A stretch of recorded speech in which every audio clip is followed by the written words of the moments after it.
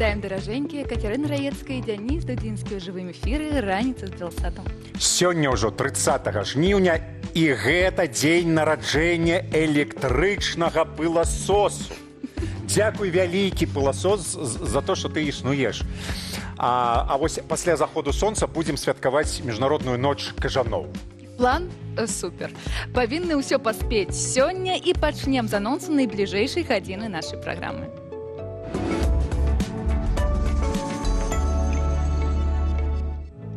Беларуская спартоўка Крысціна Ціманоўская стала першай у чэмпіянаце Польшчы па лёгкай атлетыцы. Чакаем пераможцу ў нашай студыі. Аб'юзер і так званы секс-гуру Алекс Леслі цяпер у Варшаве. Паспрабуем высветліць, калі скончацца гэтыя пікап-гастролі. Белстат паведамляе, у краіне менш як за паўгода зніклі адрозненні ў заробку жанчын і мужчын. Як такое сталася, раскажа эксперт. А яшчэ сёння да нас завітаюць арганізатары беларускага фестывалю «Грай», які пройдзе 5 верасня ў Варшаве. Будзе розыгрыш прызоў. Умова простая. Прыдумайце найлепшы слоган фэсту. Пакідайце свае варыянты. Увага! У асабістыя паведамленні нашага інстаграму «Раніца шоу». Вось тут, вось так напісана. У асабістыя паведамленні. Не каментары, не Дудзінскаму, а вось дасылайце ў «Раніцу шоу». Ты на працы, ты не будзеш глядзець. Добра, чым больш опцыю прапануеце, тым вышэйшы шанец выйграць два білеты на канцэрт альбо тышотку. Арганізатары звяжуцца з вамі і знойдуць спосаб перадаць падарунак. Будуць улічвацца выключна і толькі варыянты з асабістых паведамленняў нашага інстаграму. То, па-першае, завадзіце сабе інстаграм і пішыце нам. Рыхтуйцеся перамагаць, а мы рыхтуемся сустракаць у студыі першую у госцю, чэмпіёнку Крысціну Ціманоўскую, і мы павіншуем яе з новым медалём. А пакуль час успомніць, якім шляхам яна, Крысціна Ціманоўская, ішла, а дакладней бегла да гэтага медаля.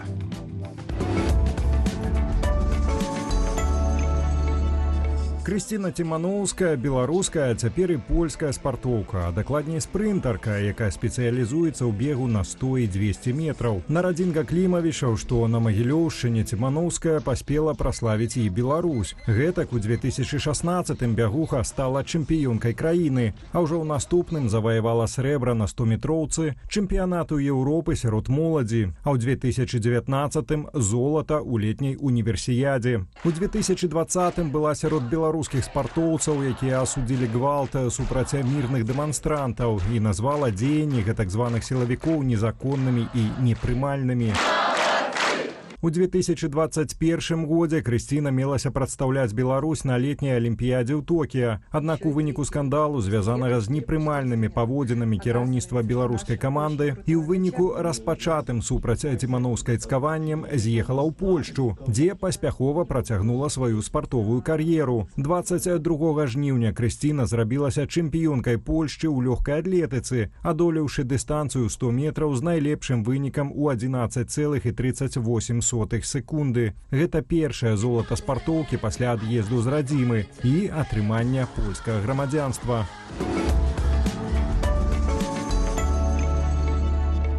І вось яна, зорка, чэмпіёнка і медалістка, Крысціна Ціманоўская. Крысціна, вітаем і віншуем з новай перамогай. І як мы ж прыгожа віншуем. Мы? Ты? Я. Раніца з Белсатам, кажы, раніца з Белсатам. Раніца з Белсатам віншуе табе з перамогай. Дзякуй табе вялікі, дзякуй. Як кажуць, шмат апладысментаў, нашыя гледачы, нашыя слухачы. Ну, прыгожа, прыемна. Ты зараз чыя зорка, беларуская ці польская? Ну, получается... Я не знаю, наверное, белорусско-польская. Ты была чемпионкой Беларуси по бегу на 100 метров? Нет, на 100 и на 200. На 100 и на 200. Причем 25 раз. А зараз ты чемпионка Польши. Ну, вось пра гэтае. Перамога на чэмпіянаце Польшчы. Вось 7 дней таму гэта было. Як шла да гэтага поспеху? Мы бачылі, як ты пачала гэтую новую частку кар'еры. Ці павіншаваў цябе муж? Ці павіншавалі цябе нейкія беларусы? І як сама сябе адчуваеш ты пасля перамогі? Скажу так, что после переезда в Польшу и вступления в сборную, наверное, это была моя одна из таких задач номер один — стать чемпионкой Польши. Потому что чемпионкой Беларуси я была 25 раз. И да, узнала об этом, кстати, на суде, когда был процесс разбирательства после ситуации в Токио, потому что сама никогда не считала. И моя такая задача была стать чемпионкой Польши. Помню, что ставила для себя эту цель как одну из таких спортивных целей после переезда в Польшу. И вот, наконец-то, эта моя цель сбылась, галочка поставлена, поэтому я очень рада. Есть один нюанс. Хотела стать чемпионкой на 200 метров, но удалось выиграть 100 метров. Придется, короче, еще бегать целый год для того, чтобы все-таки выполнить ту самую заветную галочку именно на 200 метров, а не на 100. На 200 пришлось отказаться, потому что после первого дня соревнований заболела. И, как видно, сейчас еще не совсем выздоровела. Вот. Но в любом случае возвращалась с чемпионата довольна. Тренер был очень доволен мной, моими результатами. Помимо чемпионства еще удалось показать лучший результат в этом сезоне, даже несмотря на то, что еще и заболела. С Беларуси, наверное, никто не поздравил. В основном поздравляли поляки, мои болельщики, которые за меня здесь переживают, моя команда, мои родители. В принципе, бывший муж мог бы и поздравить, мой номер телефона все еще есть, но, наверное... Нет. Да. Але смс-ка там з гэтага А1 МТСу не даходзіць да польскіх нумараў. До речі, що дотичиться Токіо, ти ж у понеділок отлетаєш у Японію. Да. Там отбудется чемпионат свету по легкой атлетике. Там же, Ты где зараз была Олимпиада. рыхтуешься. То бок кола замкнецца, і ты ўжо будзеш у новай ролі, але ў той жа краіне. І я спадзяюся, з добрай камандай, з добрым трэнерам, і будзеш атрымліваць асалоду. Якія мэты ставіш? Так, и какая дистанция будет? Мы едем в составе сборной, то есть я еду в составе сборной, будем бежать эстафету 4 раза по 100 метров. И я думаю, что у нашей эстафеты есть довольно сильные шансы, потому что девочки в этом сезоне хорошо продвинулись по результату. И у нас есть еще лидер тоже, Эва Свобода, она была травмирована, но надеюсь, что как раз-таки к чемпионату мира она восстановится и тоже будет в хорошей форме. Поэтому мне кажется, что сейчас вот тот состав, который мы имеем на эту эстафету, сильнее, чем был в Будапеште, а в Будапеште мы были пятыми. Поэтому я очень сильно надеюсь, что у нас получится либо повторить успех Будапешта, либо еще его превзойти. Слухай, а ти ось увогуле сочиш за лёсам тренера, з якого ўсё пачалося тады на Олимпиаде у Токио? Моисеевич, Юрий Моисеевич. Честно, нет. Во-первых, он не является тренером Нет? в сборной, он просто был главным тренером, который отвечал только там за подписание бумажек, но он никого не тренирует. И, насколько известно, после нашего суда его чуть повысили даже в должности. По-моему, он стал то ли директором Центра олимпийской подготовки. В общем, точно я не знаю, но я не сильно слежу. З такой пяшотай казала пра калежанак польскіх па тваёй камандзе, з якой вы пляціць у Японію. Як увогуле за гэтыя гады вось вы знайшлі кантакт з калегамі па камандзе, як польская зборная, польскія трэнеры тебя прымалі і як гэтыя адносіны складваліся?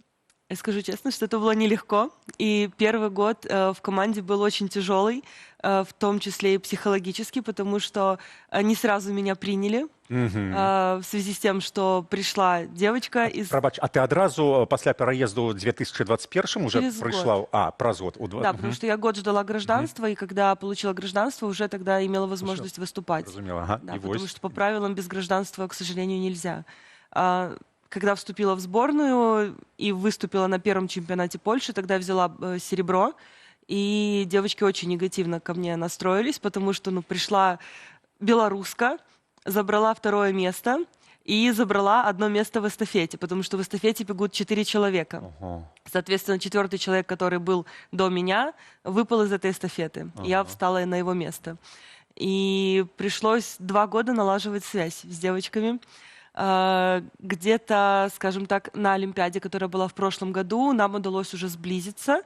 Во-первых, потому что мы уже 3-й год подряд выступаем в одной команде. Ну и невозможно находиться постоянно в каком-то негативном ключе, потому что это эстафета, и чтобы хорошо получалась эстафета, нужно иметь дружный состав. Но в этом году, я думаю, что произошло наше самое близкое сближение, потому что нам поменяли тренера. И это тоже очень интересный момент, так как после Олимпиады вся наша эстафета написала письмо в федерацию о том, что мы требуем смены тренера, потому что тренер вносил раздор в нашу команду. И это Ага. действительно было так, да, и нам было тяжело даже находить контакт друг с другом из-за того, что тренер не сильно помогал нам в этом, а наоборот, даже где-то моментами тренер нас настраивал друг против друга.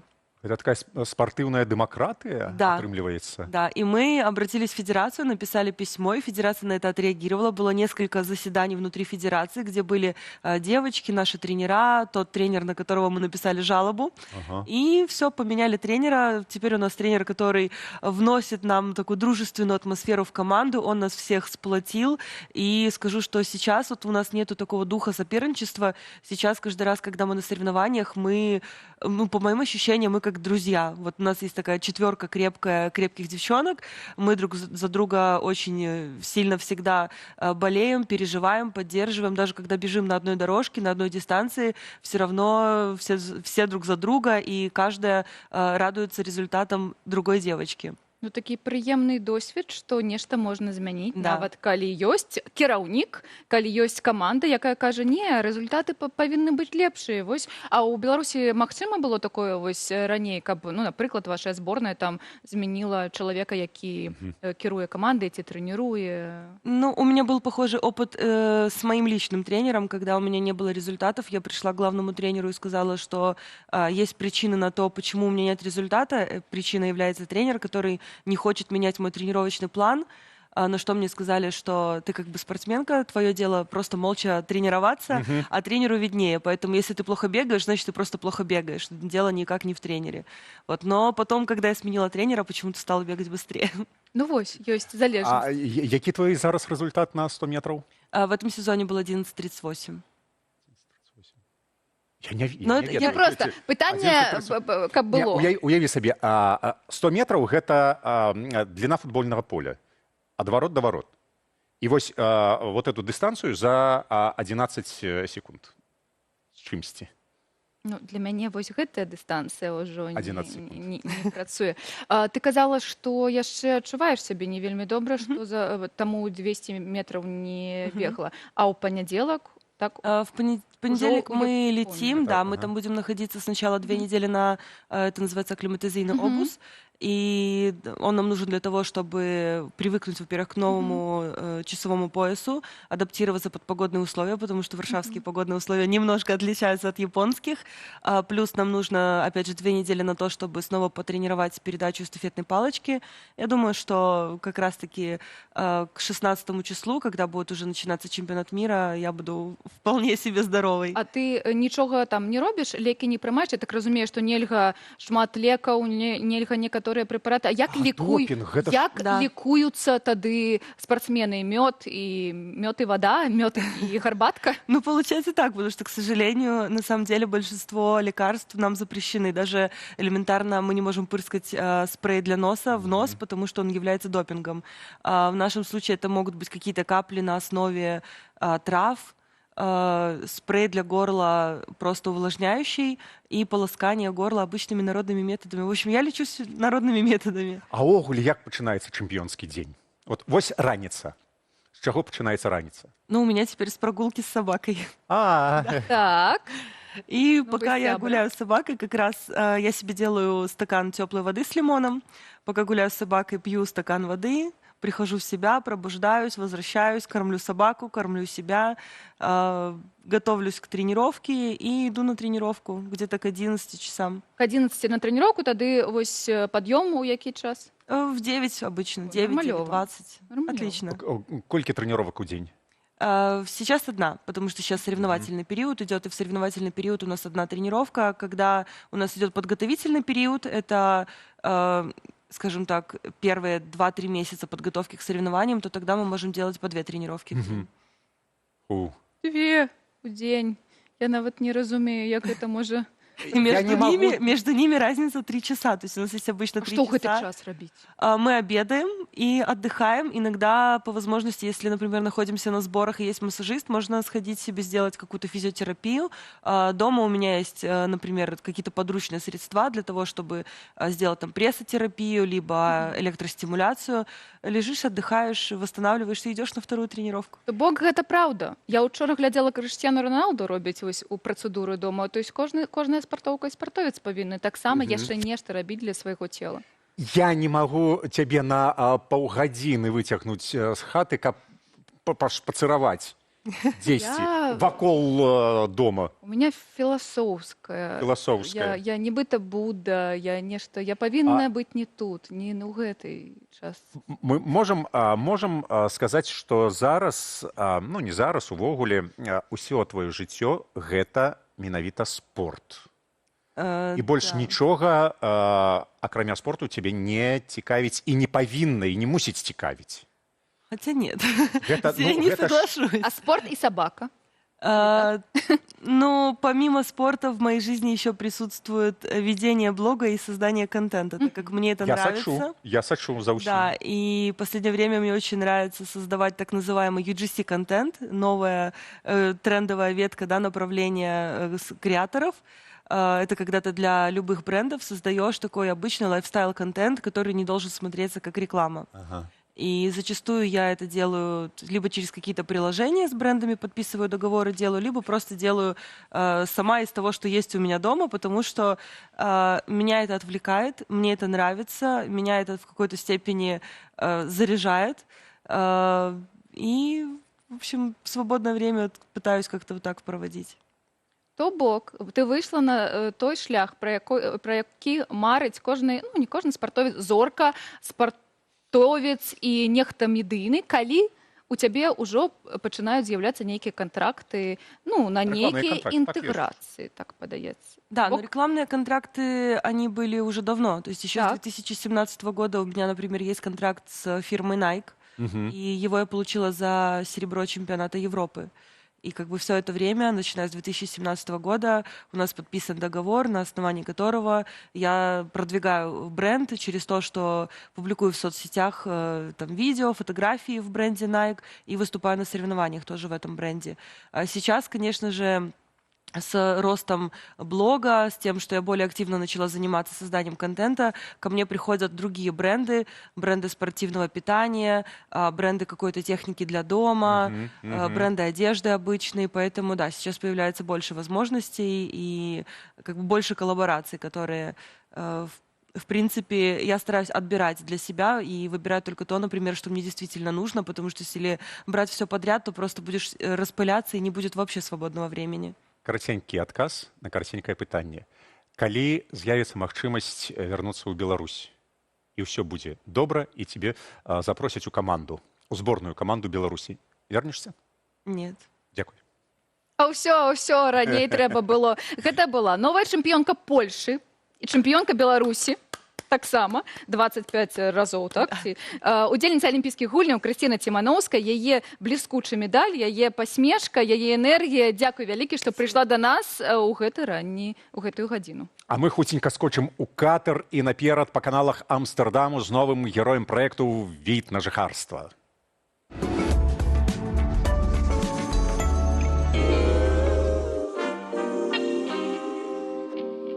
Для меня было открытие, что это довольно маленький город.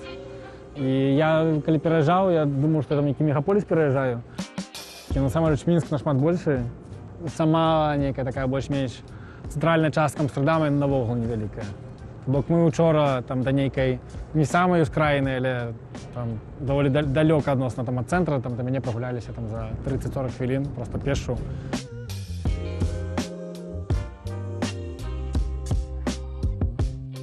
Ну вот это мы зараз подъезжаем до межи, это Принцграхта. Вот это еще такое, некое, так само некие 1900, напевно, годы, може нечто каля того.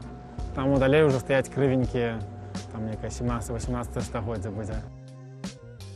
Я коли, ну, неким момент мы там после переезду ходили, глядели как раз вот в самом центре, например, дом и прикидывали, там вельми близко было умовно там до офиса, например, мне.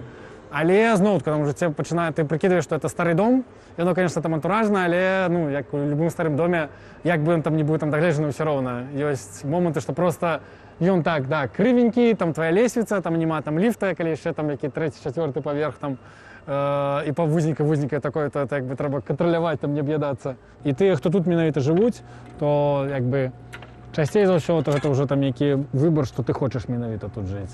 Коли не хочеш, ти там продаси за мільйони ти, там, халупу усратую кривенькую тут і купиш дом там, де у вёсці великий. Ну там, ну, не вёсці, там, яким, де в пригороді, який буде великий.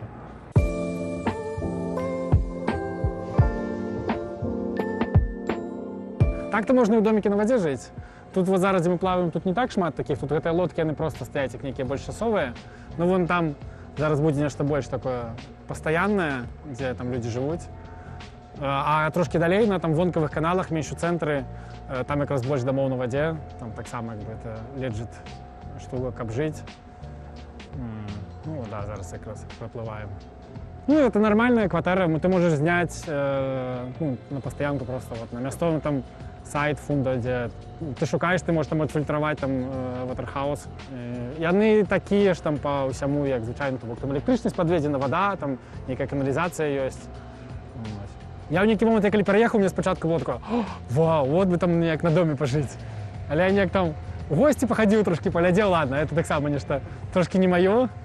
Потому что, ну, по сутнасці, это у тебя просто звычайна як дом, нейкі там у вёсцы за горадам, дзе просто дом як дом, дзе табе трэба нешта рабіць для яго. Я асобна магу яшчэ парэкламаваць для спешл экспірыенса, ну, можна на лодке жыць, і ёсць вот хостэлы цэлыя на лодках.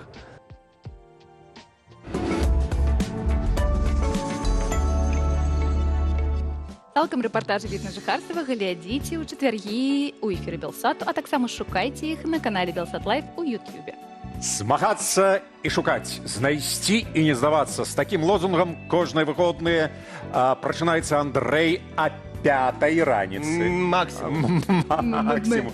Што знайшлося, а за што змагаўся сёння? Працяг нашай спартоўкі Крысціны, безумоўна, пачнем з спорту, з футболу. Я ведаю, што вы не занадта глыбака унураныя ў эту тэму. Ён, ты нормально? То для яго і будзем распавядаць. Тым больш у беларускі. Што ты ведаеш пра беларускі футбол, відаць? Хлеб. Цяпер будзеш нешта новае. Белшыннік. Славія Мозыр, ведаеш такое? Славія Мозыр. Так вось, мазырская Славія ў чэмпіянаце Беларусі па футболе зусім нядаўна прайграла менскаму Дынама. І трэнер Мазыран был крэпка ўзрушаны тым, што каманда прайграла і выдаў базу. Вельмі крута пагаварыў з журналістам. Давайте паглядзім, а пасля абмяркуем. Увага на экран і слухаем. Рядом со мной Иван Сергеевич Биончик, главный тренер Славия Мозыря. Иван Сергеевич, подскажите, пожалуйста, так здорово начали второй тайм, но чего не хватило, почему не получилось перевернуть ход встречи? Здорово начали второй тайм, но чего-то не хватило, чтобы перевернуть ход встречи. Чего ожидать болельщикам от следующего матча со Слуцком? Ожидать следующего матча со Слуцком. Спасибо большое, с нами был Иван Сергеевич Биончик. І ў чым ён памыліўся? Я зараз ведаю, як весці размову з жонкай. Якое пытанне, такі адказ? Якое пытанне? Ведаеш, ёсць яшчэ адно. А вось якія у вас творчыя планы? Творчыя планы? Некаторыя творчыя планы. Можна А дадаць. чаму не забілі? Ну, таму што не забілі. Ну, а так вось, усё, пагналі далей. Едзем далей у гарады Беларусі, не ведаю якія, розныя. Ужо колькі вялося ў нашай перадачы ў тым ліку пра тое, што беларусы нібыта такія асабліва дысцыплінаваныя, працаздольныя і законапаслухмяныя. І відаць, гэта ўсё, вот такія якасці распаўсюджваюцца ў тым ліку на ўсіх жывых істотаў, якія ёсць у нашай краіне. І вось у сеціве з'явілася падборачка таго, які дысцыплінаваныя ў нас у Беларусі, хто жывёлы. Вось, так давайте разам паглядзім і пасмяёмся. Увага на экран.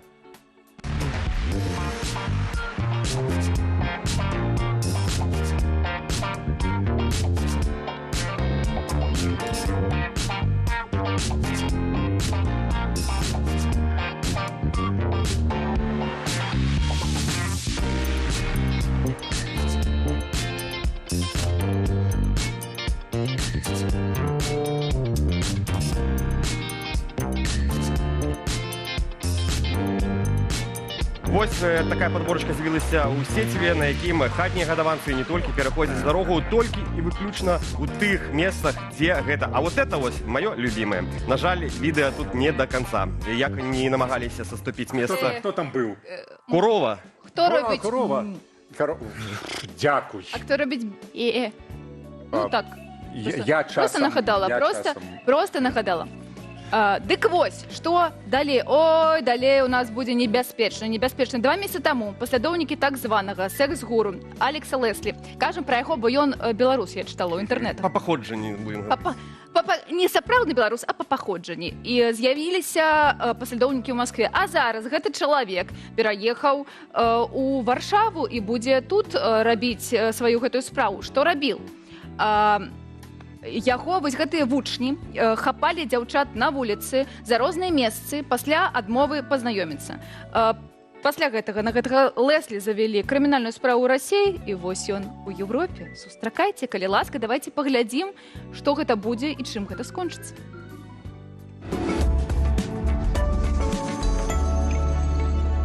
Суд у Москве завочна арыштаваў на 2 месяцы блогера і пікапера беларускага паходжання Алекса Леслі.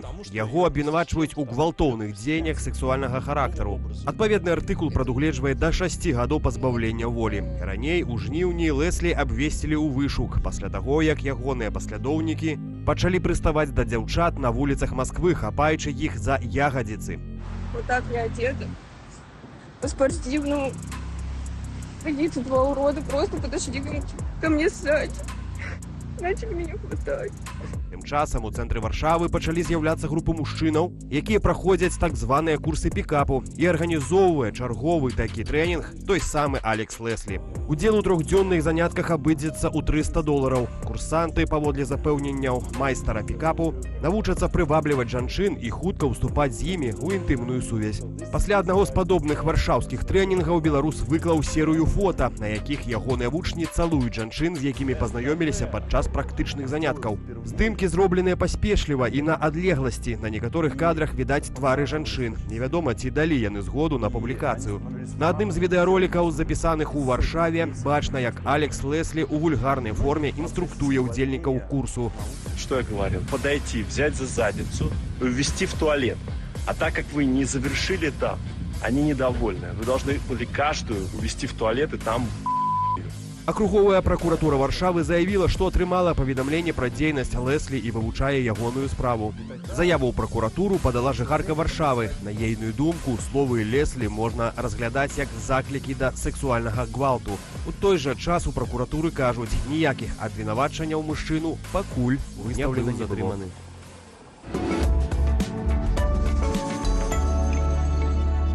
Пішуць, што 3-дзённы курс Алекса Леслі каштуе каля $300. Цікава, што пасля таго, як такую ж арганізатарку майстар-класаў бліновскую пасадзілі, жанчыны не выстаўляюць такія кошты, а мужчыны ставяць кошты вялікія і грабуць грошы. Чаму некалі гэта працуе? Выставляюцца таксама такія самыя кошты. Дарэчы, паводле звестак Нацыянальнага статыстычнага камітэту Беларусі, у краіне менш чым за паўгода зніклі адрозненні паміж заробкамі мужчынаў і жанчын. Куды яны зніклі, паспрабуем зараз разабрацца з доктарам эканамічных навук Львом Львоўскім. Лев, добрай раніцы.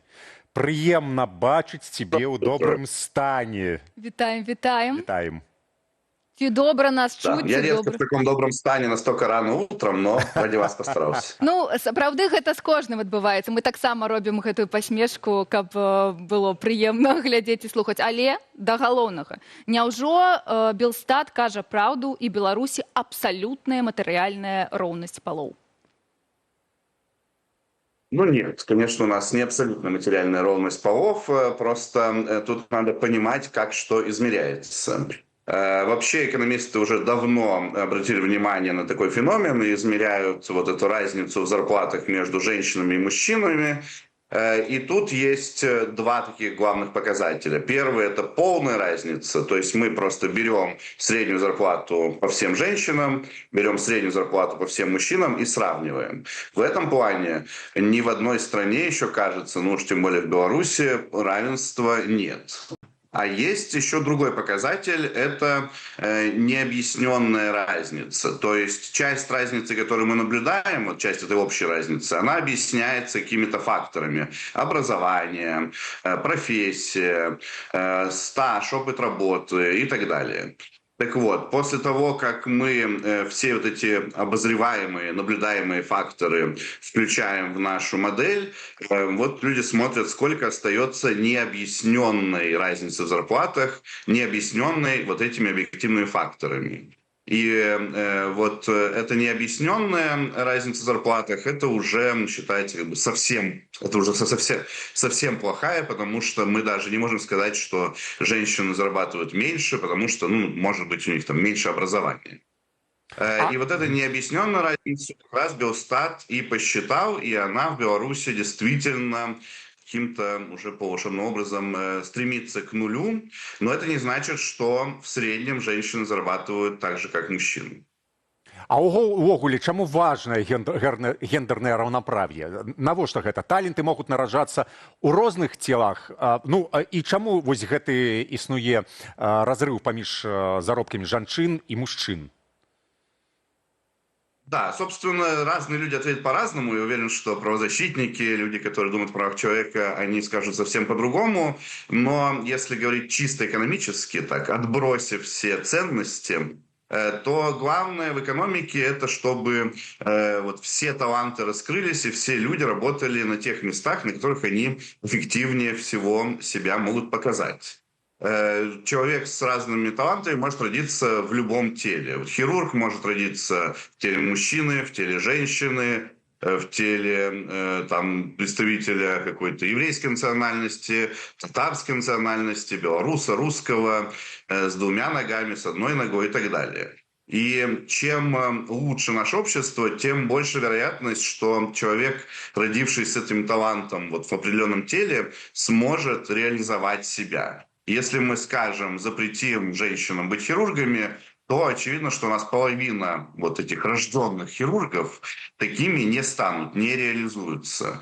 И тогда общество потеряет. Это значит, что та женщина, которая родилась хирургом, она не стала хирургом, она уже менее эффективна. У нее вообще начинается демотивация к работе, потому что, может быть, она действительно верила, стремилась к этому, а теперь мы как общество ей не разрешили. И плюс ее место должен кто-то занять, то есть какой-то мужчина, наверное, в среднем более худший хирург, этот мужчина мог бы чем-то другим заниматься. Таким образом, у нас происходят потери человеческого капитала. И вот главная цель – это стараться не терять. То бок сістэма сама стварае абмежаванні, ці гэта ствараюць людзі, той самы наш патрыархат, пра якой мы заўсёды кажам, вось гэтае абмежаванне, напрыклад, па месцах ВНУ, што на жанчын ёсць вось гэтае абмежаванне па колькасці месцаў. Ёсць, напрыклад, прафесіі, у якіх жанчыны ўсё яшчэ не могуць у Беларусі працаваць. Гэта штучна створанае з тых часоў, калі яшчэ жанчына павінна гатаваць ежу і больш нічога не рабіць. Ці гэта мы таксама неяк уплываем на гэтыя стэрэатыпы, і калі жанчына кажа, вось хачу такі заробак, а ёй адказвае, не, табе ж толькі за дзецьмі глядзець і працаваць, а мужчыне сям'ю утрымліваць, і яшчэ шмат чаго рабіць. Мужчына павінны зарабатываць больш. И то, собственно, наша система, она послана не Богом, она сотворена людьми, белорусами предыдущих поколений. У нас в этом плане такая нетривиальная наследственность. Культурно, я думаю, мы многое все-таки наследуем от Советского Союза.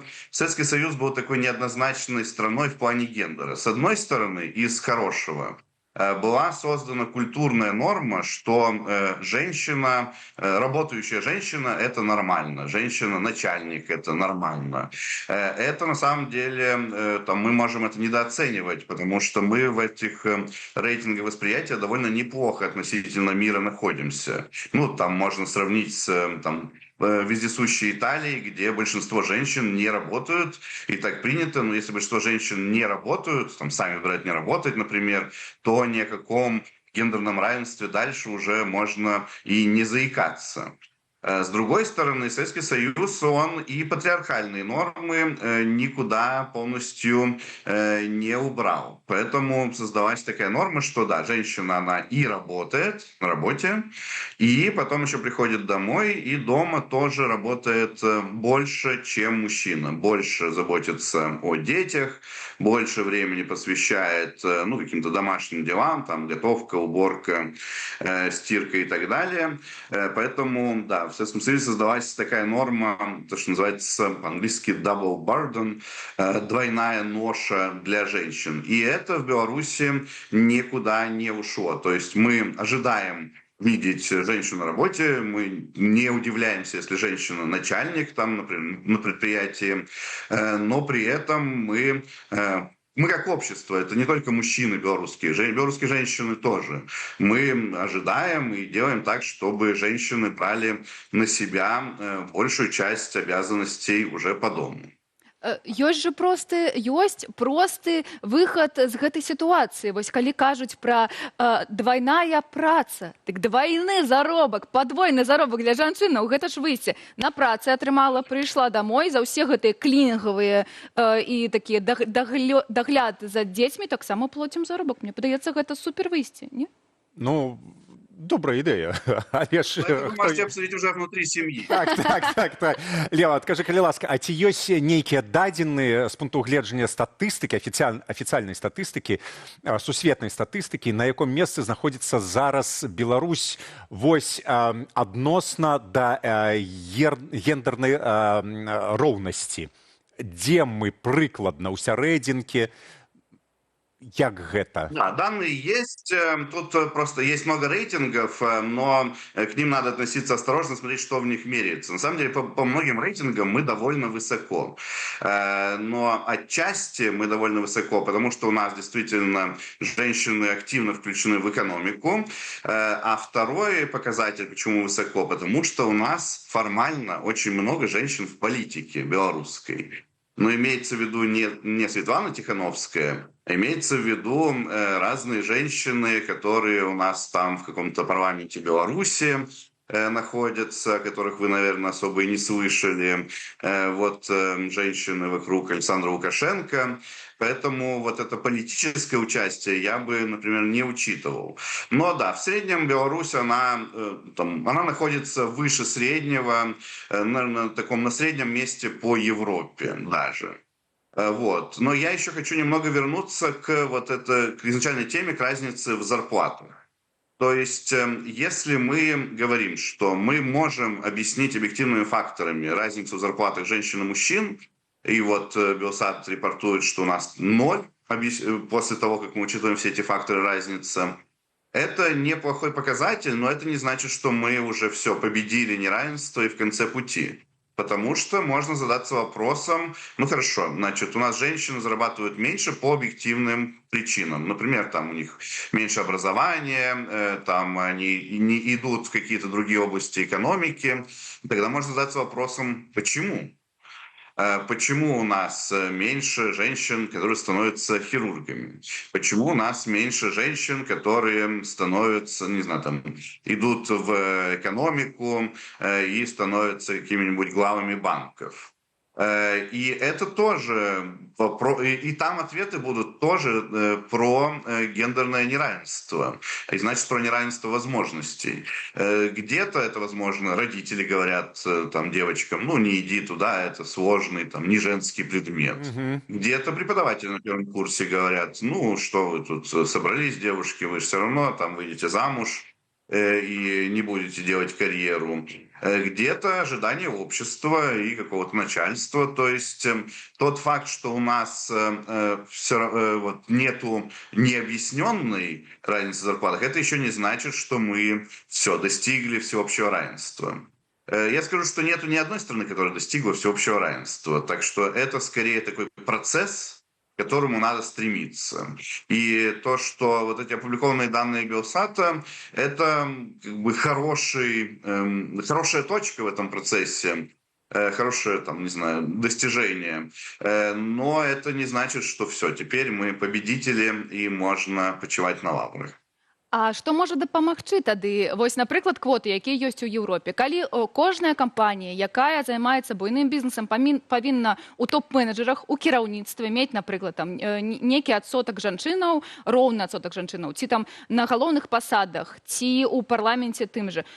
Квоты на колькасць жанчынаў. Ці можа такое дапамагчы Беларусі, ці гэта толькі калі мы адзін з адным, адна з адной будзем дамаўляцца и поддерживать жанчынаў и экономично, и морально? Квоты могут помочь, но я, если честно, не большой сторонник квот, потому что квоты — это такое верхнеуровневое, быстрое решение, которое часто не решает основополагающие проблемы. Ну вот, скажем, у вас 2 крана с холодной водой и с горячей. И вдруг вы обнаружили, что горячая вода как-то не очень течет. Течет очень такой маленькой струйкой. И вот вы устраиваете квоту, что когда вы набираете ванну, вы хотите половину горячей воды, половину холодной.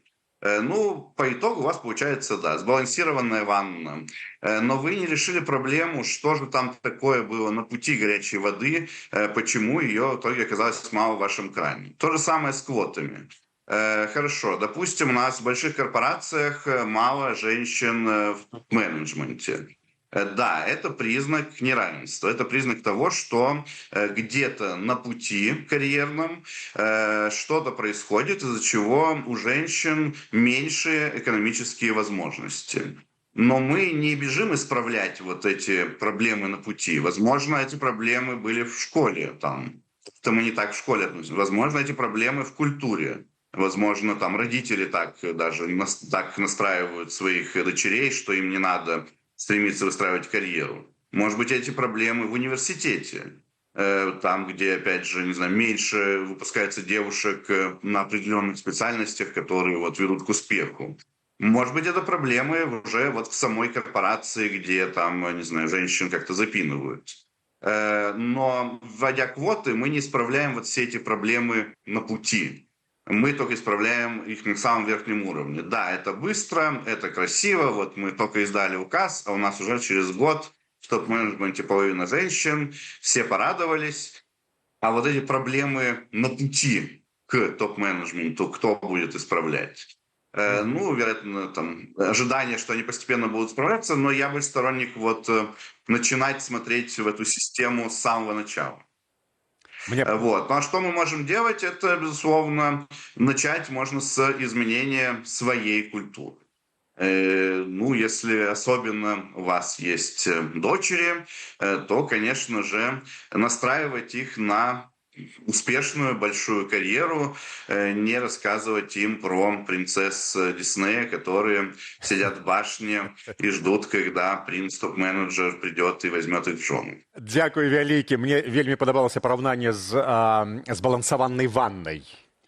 Доктор эканамічных навук Леў Львовскі вучыў нас лічыць і змяняць гендерныя разрывы. Робіць меней. Змяншаць. Я хочу дадаць да ўсё ж таки одно да доктора эканамічных навук, таксама вашых сыноў і мужа вашага і бацьку вашага вучыце да жанчынаў адносяцца як да раўных і прапанаваць такі ж раўны заробак. А зараз паслухаем Ганну Шаркунову.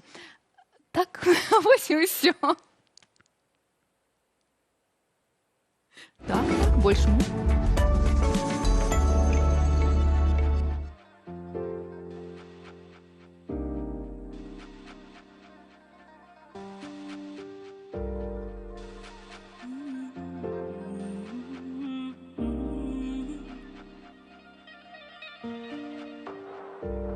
С неба вода, планы мои расстроит. Снова одна, может, мечтать не стоит. Новой моей жизни первая глава.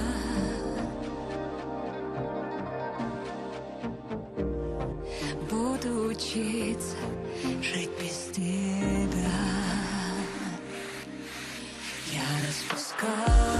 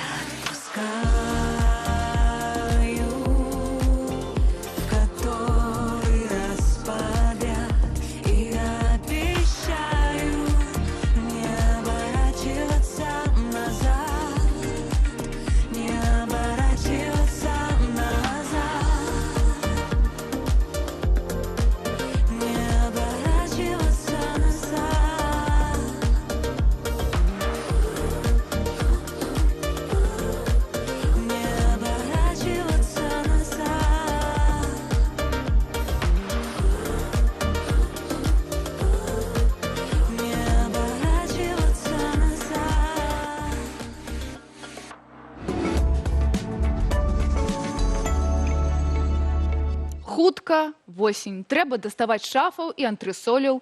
Калі не палотныя, то адзенне цяплейшае і утульнае. И к нам завітала персональная стилистка, соавторка каналу Fashion Lunch Ганна Прышывалка. Ганна, вітаем. Передаем тебе слово. Вітаю, сябры. Час, як і тренды, да нас бязлітасны. Ні то, ні другое не пакідае нам ніводнага шансу спыняцца. Таму, каб вы былі на хвалі часу і папоўнілі ў новым сезоне свой гардэроб такімі рэчамі, якія б гаворылі пра вас, што вы ў тэме, я прыгатавала топ-5 трендаў на восень 2025. Пачнем гаворку са скураных куртак. Так, менавіта скураныя курткі з натуральнай і штучнай скуры, лакавыя або замшавыя, будуць вельмі папулярныя ў гэтым сезоне. Мадэлі аб'ёмныя, оверсайз, дастаткова маскулінныя, якія нагадваюць бомберы авіяпілотаў Амерыкі перыяду Другой сусветнай вайны.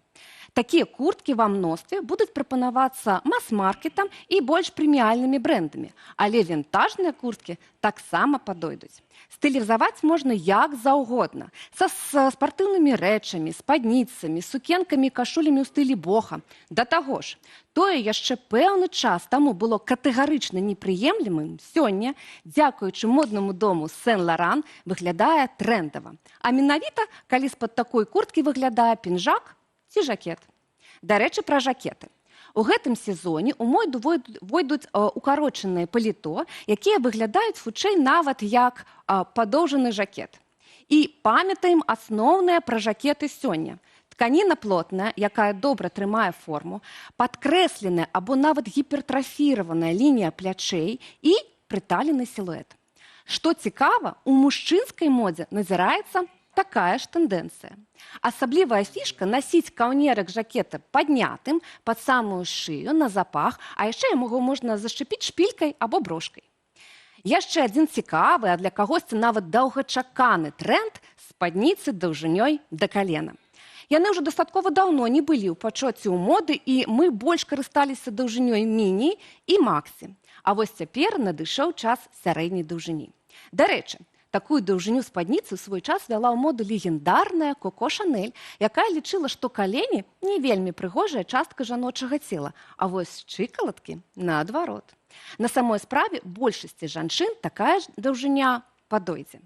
Мадэлі могуць быць розныя, А-сілуэт, балон, але самая элегантная, канешне, так званая спадніца-аловак. Прынт. Прынт, які мы забіраем з сабой з лета, гарох. Самы фемінны і элегантны, у асноўным у чорна-белым варыянце. Вятроўкі, торбы, хусткі, спаднічкі, легінсы, сукенкі – усё гэта будуць выдатна выглядаць на кантрасце з цёплымі аб'ёмнымі світарамі, талстоўкамі, джэмперамі, жакетамі і паліто. Нават у вобразах спартыўнага і кэжуал стылю. Ну і апошні тренд, такі дастаткова маладзёжны. Ён ускалыхнуў і захапіў усіх модных інфлюэнсераў і блогераў. Гэта спартыўная вітроўка з вялікім каўнерам-стойкай. Ажыятаж пачаўся, калі японскі брэнд Юнікло выклаў такую вятроўку ў лімітызаванай калекцыі, і праз некалькі дзён курткі былі раскуплены па ўсім свеце. Але не хвалюйцеся. Калі вам падабаецца такая рэч, іншыя брэнды і маркі ўжо падрыхтавалі для вас падобныя рознага кшталту. Я б выбрала больш практычны варыянт, улічваючы асаблівасці восеньскага надвор'я ў нашых шыротах, куртку, якая будзе ўстойлівая да вільгаці і з каптурам. Спадзяюся, мае парады дапамогуць вам зарыентавацца, калі вы плануеце пакупкі на новы сезон. Натхняйцеся на новыя цікавыя актуальныя прыёмы стайлінгу і сустракайце восень на стылі. Дзякуй вялікі, Ганна. Гэта была раніца на стылі і Ганна на стылі. Дзякуй вялікі. А мы будзем глядзець, што акрамя моды свет абмяркоўваў увесь гэты тыдзень. Успышки камер у сусветныя зоркі, апантаныя фанаты. Размернае жыццё на італьянскай выспе Ліда скончылася з пачаткам маштабнай кінападзеі 82-га венецыянскага фестывалю. На чырвонай дарожцы ў першы дзень дзялі акторкі Кейт Бланшет, Тыльда Суінтон, мадэль Барбара Палвен, Гайдзі і Лені Клюм. Цырымонія адкрыцця пачалася з уручэння ганаровага залатога льва нямецкаму рэжысёру і сцэнарысту Вернеру Герцэгу. Я заўсёды хацеў быць добрым салдатам кіно. Гэта азначае упартасць, гэта азначае адданасць, гэта азначае мужнасць і пачуццё абавязку. І менавіта гэта аўтаматычна прывяло мяне сюды. Вялікі дзякуй. Першым на суд крытыку і гледачоў сваю новую карціну «Ля Грація» прэзентаваў аскараносны італьянскі рэжысёр Паўло Сарантына. У цэнтры фільму прэзідэнт Італіі, які перажывае смерць блізкага чалавека і пры гэтым вымушаны прымаць палітычна важныя рашэнні. Усяго асноўнай праграме заяўленая 21 кінастужка. Галоўнымі прэм'ерамі будуць «Бугонія» Йоргаса Лянтэмаса, «Бацька, маці, сястра, брат» Джима Джармуша, «Франкенштейн» Гильермо Дель Торо і «Чужаніца» Франсуа Азона. Уладальнікі «Залатога льва» і іншых прэстыжных узнагародаў стануць вядомыя ў апошні дзень фестывалю 6 верасня.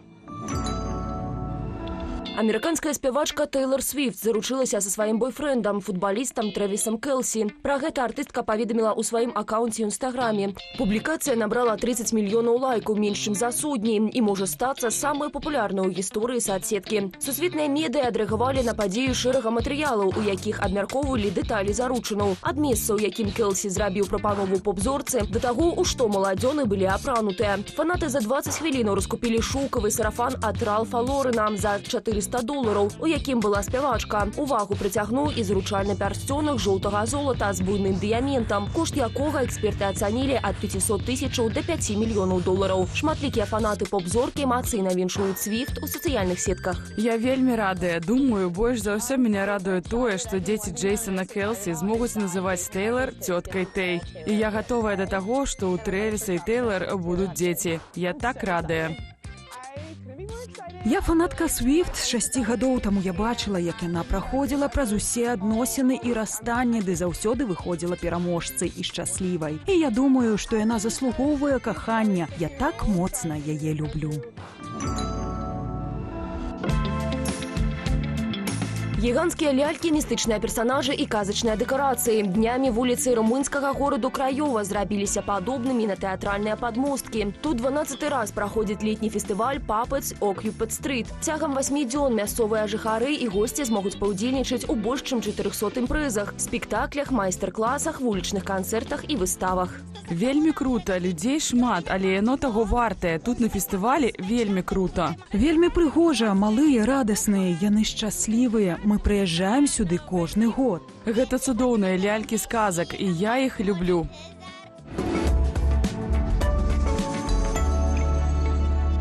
А чым сёння здзіўляюць нашыя гледачы? Што, па-першае, пішуць у каментарах у Ютубе і ці прысылаюць слоганы фестывалю «Грай» нам у Інстаграм. Нагадваю, у Інстаграм. Так, на нашу сторонку у Інстаграм. Денис. Інстаграм. Досылаюць наши гледачы. Давайте, может быть, я прочитаю один, а все остальное мы подсумуем напрыканцы выдання. Вось тое, што мне спадабалася. Слоган для конкурсу «Грай». Цытую: «Грай або прайграеш». Вось яно як. Это нешта можна для шпурляка. Ножного шпурляка нашего. Шпурляка. Футбол. Калі будзе будзе конкурс слоганаў для чэмпіянату свету, тады вось мы гэта таксама перапрададзім. Так. Супер, дзякуй, пішыце яшчэ, пішыце, але так, пазней будзе. Ну і пра каментары. Толькі што ў нас Ганна распавядала, як трэба правільна і прыгожа апранацца, і вось у нас пішуць: Ганна Малайчына, па-беларуску пра прыгожае. Прыгожае пра прыгожае. Мы так на прыгожым. На прыгожая Ганна, на прыгожай беларускай пра прыгожае. Так. Далее идем про Кристину. Безумовно, она перевернула наш чат, которая стала бягуха-чемпионкой Польши, была у нас в гостях. В самом початку пишет, что Кристина змагарка у польской команде революцию здійснила. Какое слово приемное, бягуха. Мне так подобает. Скинула тренера. Польского тренера. Эх, не там она, конечно. Не того тренера. Так. У Хрысціны хапае энергії змагацца на ўсіх фронтах. І далей пачалося. Пішуць нам каментатары: я пад брэнді любое спаборніцтва сам выйграю. Так. Яму кажуць: а калі яшчэ ў брэндавых красоўках, то алімпійскія гульні, мол, пад брэнді. Усё так будзе добра. Там жарт. Ну, ёсць у нас такіх спартоўцаў, не? Хапае сярод нас, скажем так. Добра, дзякуй вялікі. Жарты, але жарты пакідай нам Гадзіна, людзей. на жаль, гэтая Дзякуй. гадзіна скончваецца. Першая гадзіна нашай праграмы вось-вось ужо скончыцца. Наперадзе падрыхтоўка дзіцячых ног і бацькоўскіх нерваў да школы. А таксама сустрэча з арганізатарамі фестывалю «Грай». Не прапусціце розыгрышу прызоў. Заставайцеся з намі.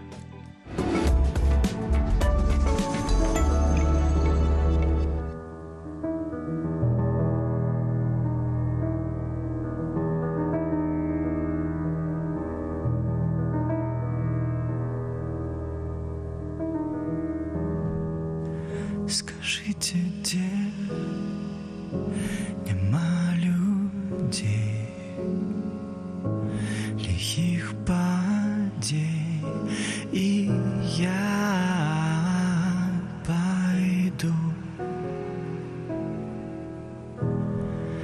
Шептали мне твой ладный свет не иснует ни там, ни тут, где я один и ты один. Сядем, помолчим, вечер проглыне, бая обо всем, где я один и ты один. Некуды бежим, 20 год мне, а дети мы зусім.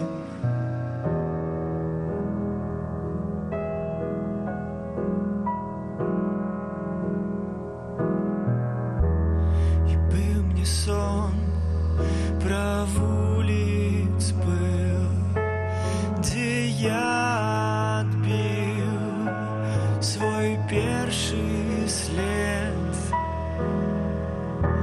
На гэты шлях хапіла всім, ён існуе. Где я один и ты один. Сядем, помолчим, вечер проглыне, бая обо всем, где я один и ты один. Некуды бежим, 20 год мне, а дети мы зусім.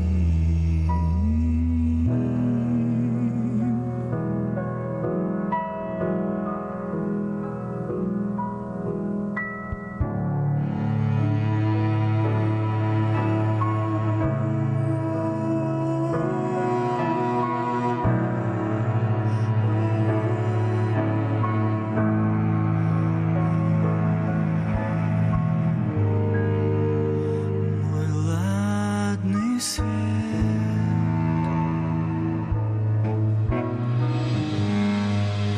мой ладный свет,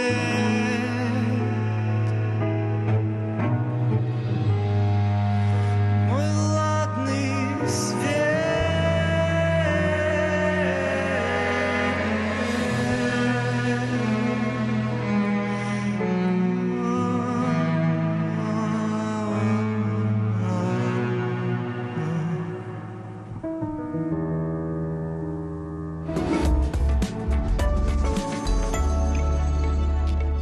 Добрага дня, зычыць вам Кацярына Раецкая і Дзяніс Дудзінскі. Шаноўнае гаспадарства, гэта раніца з Белсатам і апошняя субота лета. Правядзіце яе так, як заманецца. Не трэба, мне падаецца, нікуды бегчы, ні з кім спаборнічаць. Вось як легло, так хай будзе. Але калі вы не паспелі падрыхтаваць сваіх дзяцей да школы, а сябе да несумнеўнага і нясумнага пачатку восені не нервуйцеся. Уладковвайцеся зручней, мы ўсё раскажам і пакажам.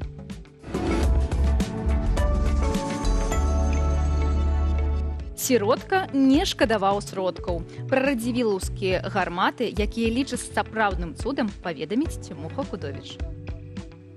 Здароўе дзіцячых ног у вашых руках. Выбраць самы правільны абутак для школьнікаў дапаможа наша госця, падолах Вераніка Півута. Грай, спявай. Пра гучны беларускі фестываль пагутарым з яго арганізатарамі. Таксама не прапусціце магчымасць выйграць прызы. Пішыце, пішыце. Пішыце нам. Нагадваем, так, сёння мы чакаем вашыя варыянты слогану фэсту «Грай». Чым больш прапануеце, тым вышэй шанец выйграць 2 білеты на канцэрт альбо тышотку. Пішыце ў нашых каментарах у Інстаграме. Не, у каментарах не пішыце. Пішыце ў асабістыя паведамленні. Каб не было бачна, што вы там пішыце, каб не скраў ніхто вашу ідэю. Інстаграм, вось, ну, я не магу папасці, але вы зразумелі. Увага! Улічвацца будуць толькі асабістыя паведамленні. Ну, а цяпер прыз ад Цімоха Акудовіча. Таму што кожная ягоная історыя – гэта падарунак.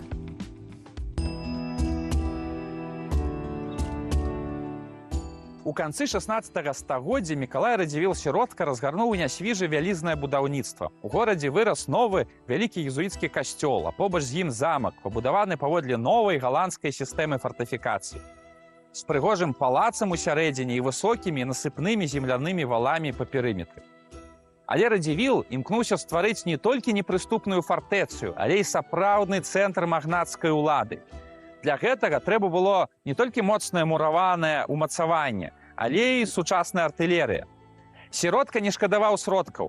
Ён запрасіў з Нямецчыны знанага майстра свайго часу, Германа Мольцфельда, пабудаваў Людвісарню, это месца, дзе робяць гарматы, і загадаў адліваць гарматы для замка.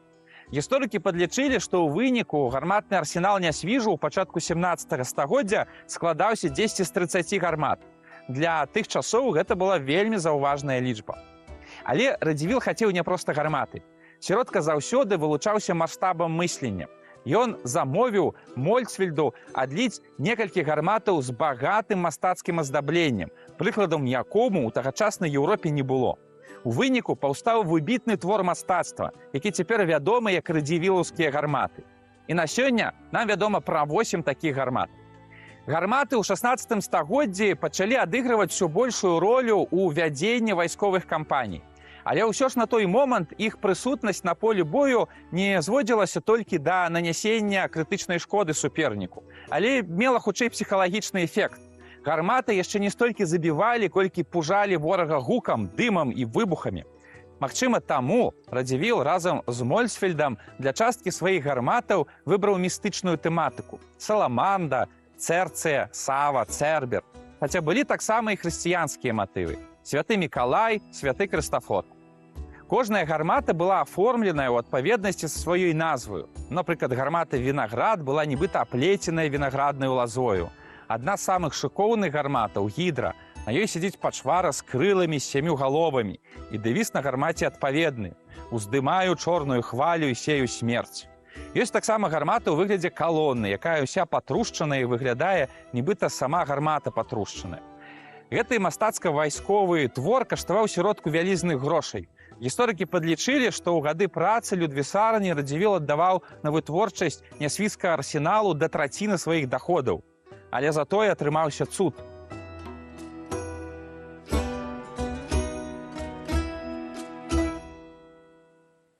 Рыхтавалася да эфіру і зразумела, што выбраць правільны дзіцячы абутак таксама непростая рэч, асабліва напярэдадні новага вучэбнага года. Паспрабуем зрабіць гэтую рэч крышку прасцейшай з нашай госцей, тэхнікам-падолахам Веранікай Півутай. Вось як трэба. Вітаем! Вераніка, а чым адрозніваецца ўвогуле дзіцячы абутак ад дарослага? І чаму ён адрозніваецца? Што гэта такое, акрамя памераў? Вообще детский и взрослая обувь не должна ничем отличаться. Вот. Принцип всей выбора обуви для всех людей должен быть элементарный. Это гнущаяся подошва, легкие и без жестких фиксаций. То есть обувь должна повторять движение наше анатомическое, естественное. Каждого пальчика, каждого изгиба, каждого трехфазного цикла хода стопы – это обязательное условие. Без супинаторов. Да. Только это должно быть, если мы говорим про развитие, начиная с детской стопы. Мы, взрослые, немножко воспитывались на другой ортопедии. Мы привыкли к покупке ортопедической обуви, что не есть правильно. А вось вы трымаеце як гэта басаног такі сандалет. Басаног. Для мяне ён выглядае нібыта небяспечна, бо гэта танюсенькая такая частка, ці гэта для, я не ведаю, там калі нешта канструктор попадае, ці нешта наступае дзіцяці, ці гэта нармальна? И да, нормально, но по конструктору мы не ходим мы по поверхностям, а даже искусственным, да, то есть достаточно данной подошвы до 0,8 мм, чтобы защитить. Естественно, если мы говорим про гвозди, для этого у нас есть специализированная обувь, но это уже про взрослых. Вот, и Чтоб не слизкая была, так, как да, должна быть еще подошва. Это если, опять-таки, в детских садах требуют по правилам безопасности. И то не все сады это требуют. Вот и все. То есть, а все равно наши мышцы двигают нашим телом, поэтому их нужно развивать. Не заковывать в колодку, не заковывать в гипс, а развивать. А што вось дзеці зараз збіраюцца, дзяўчыны збіраюцца ў школу, маленькія, там 6-7 гадоў, і дзяўчыны кажуць, можна мне маленечкі такі, каб былі прыгожыя такія чаравічкі, як кажуць, каб, нешта было. Да, тренд, мода, но нужно объяснять и детям, и как-то стараться нивелировать это, да, то есть стараться, значит, 90% мы ходим в обуви все-таки правильной, да, 10% вставляем детям и нам же, взрослым, ходить в обуви красивой, модной, сфотографироваться на какое-то мероприятие, на какой-то утренник и стараться этим завлечь, да, объяснить ребенку. И ребенок все равно выберет комфорт. И взрослый, когда он почувствует, что такое комфорт, все равно мы выберем автоматически комфорт. Я так зразумеў, гэта абутак для дзяцей до 6 гадоў. Это обувь моего ребенка, и поэтому это на 3-летку, да, я выбираю только босоногие обувь в теперешнем возрасте, да, правильной формы, повторяющей анатомически. Да, босоногие, это значит с дюрками, так? Нет, босоногие, это значит, когда нога босая. До 8 меньше за 8 миллиметров, да, или менее 8 миллиметров, это босоногие. Все, что выше, это уже считается подошва и zero drop, да, чтобы у нас была нулевая поверхность, никаких подъемов в пятки, тогда у нас хорошо и правильно развивается ахиллес, у нас развивается, так как дети это растущий организм, и кости еще не до конца сформирован сустав, мы его развиваем правильно, согласно анатомическим движениям. А як выміраць, напрыклад, я памятаю, што ў дзяцінстве табе набываюць, напрыклад, там у верасні нейкі абутак, і пасля ты ў ім ходзіш, пакуль уже, ты ж сам не разумееш, што трэба мяняць. І пасля уже, калі там бацькі пытаюць, а ці табе не ціснюць, то не цісня, у тебя уже... А у тебя же пальцы скручились. Да, потому что за счет пальцев мы действительно можем компенсировать, и мы этого не ощущаем. Вообще правильность выбора детской обуви. Начнем с этого, да. Мы поговорили, что она гибкая, легкая, без фиксаций жестких, но обязательно с фиксацией за тыльный отдел стопы. Это обязательно. А также по размеру обуви. Детям стараемся измерять обувь не обувь, а стопу раз в 3 месяца. Вот. И это она также... расте худко. Да. Тому и вымирать. Да, поэтому и нужно мерить, да, и поэтому не боимся покупать детям чуть с зазором, потому что у нас есть движение в статике, когда мы стоим, вот я сейчас скажу, что моя обувь мне великовата, но когда я начну идти, у нас там много косточек, скажем так, между суставами есть зазор, он образуется, да, то есть это нормально, когда у нас все это ходит, это нормально. А ці патрэбна ўлічваць, я не ведаю, там, до 6 гадоў, до 3 гадоў, до 12 і далей, які матэрыял? Напрыклад, вось там дарослыя абіраюць нехта скуру, там только натуральныя, ці можна такі нейкі пластик? Если говорим по материалам, то это всегда натуральный материал. Всегда. Стараемся избегать синтетики. Синтетика заставляет стопу больше потеть. Таких всем одинаково. Важно еще очень сказать, что детская обувь есть, которую мы носим на улице, и есть, которую мы носим в учреждениях. Это детский сад, это школа. То есть обязательно сменка. Обязательно. Просто. В школе так само? Конечно, обязательно. И даже на работе взрослым обязательно сменка. Это як на балет, ведаеце, калі ты с собой берешь? Да, это должна быть дышащая обувь. Это обувь. Мы я всегда привожу пример клиентам такой. Говорю, на всякий случай же мы дома не ходим в кроссовках, потому что завтра нам идти в них же на работу. Ну, в 23 в кроссовках не норма быть на работе. Также и ребенку в школу. Бедные дети, ты берешь спортивную сменку, Ага. ты берешь такую Да. сменку. Коли б можно было взять такие пушистенькие, маленькие Котики. котики, каб детям было приемно. Але гэта не... Ну, добра, Не я, памятаю. я, напрыклад, назіраю за дзецьмі сваіх сяброў, там, напрыклад, 10 гадоў, 12 гадоў. Ну, гэта ж немагчыма. Давесці да яго неабходнасць, вось, напрыклад, вось, гэта непрыгожы, гэта вельмі непрыгожы абутак. Пачнем з гэтага. Ну, дарослыя таксама кажуць, што Добры, калі ён але такі ж вось больш Я шырокі... не буду такое носить. Вось як яго Ну, ясное дело. пераканаць? Вось Это як потому, гэта что зрабіць? это детская обувь, которую мы можем подобрать своим детям, которые они, в принципе, еще на моду не смотрят. Для взрослых детей сегодня рынок настолько огромен в выборе, просто сильных, модных. Многие бренды завоевали рынок, наоборот, именно работают только на подростков, только на тинейджеров. И там реально крутая обувь. Там просто крутая обувь. Там круче всех известных брендов, которые просто за счет маркетинга развиваются. Мы не помним о том, что маркетинг все-таки забивает нашу голову. А мы должны развивать... Лично я транслирую и своим клиентам, и если вот сюда я пришла транслировать только осознанность. Потому что мы хотим быть здоровыми, мы хотим быть здоровой нацией. Это да, это сложно, но это все зависит от нас. Ну, А так. вось шмат хто з бацькоў любіць набываць абутак і таксама для дзяцей вось гэтыя гумкавыя кроксы. А, у них такие нос такие. Кроксы, Таксама такие ж носы. Слушайте, это специализированная обувь, это обычные сланцы, которые потом, давайте из резины развивать что-то и зарабатывать деньги. Вот и все. Пожалуйста, можете, я не против никогда никакой обуви, никогда никому не навязываю.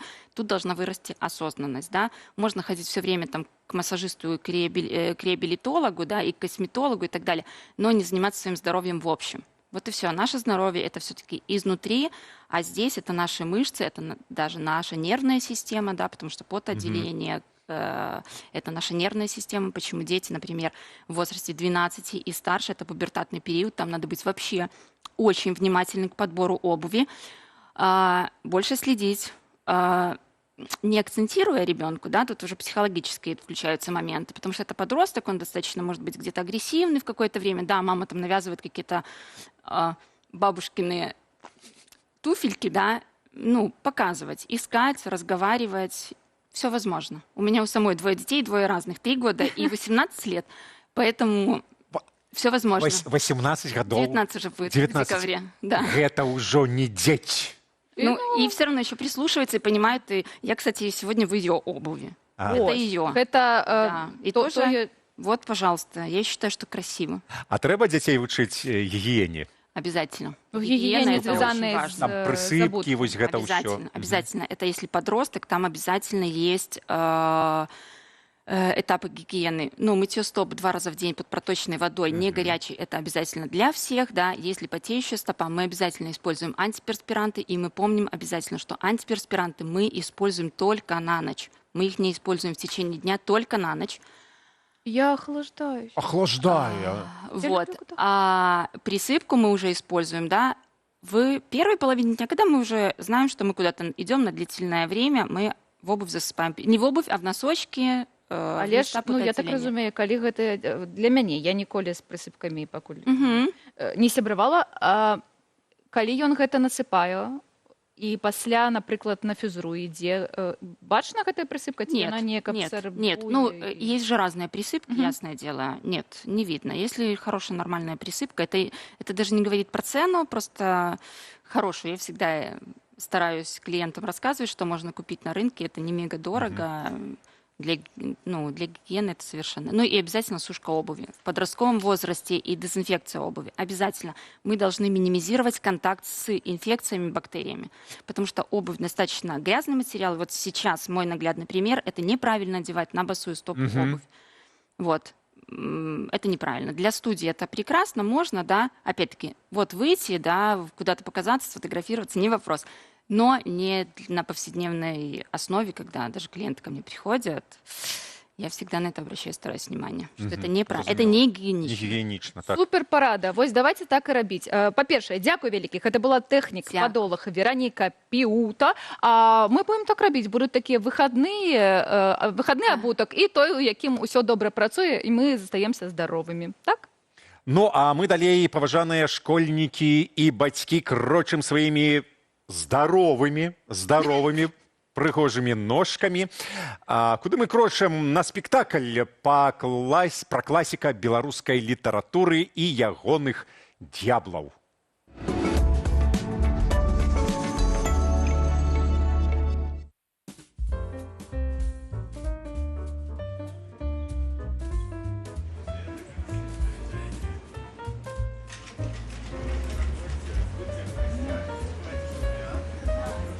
У гэтым цудоўным бары базар мы, а гэта тэатральная арганізацыя, тэатральная кампанія «Дзея другая» пакажа свой новы спектакль под назвай «Василь Быков и ягоные дьяблы».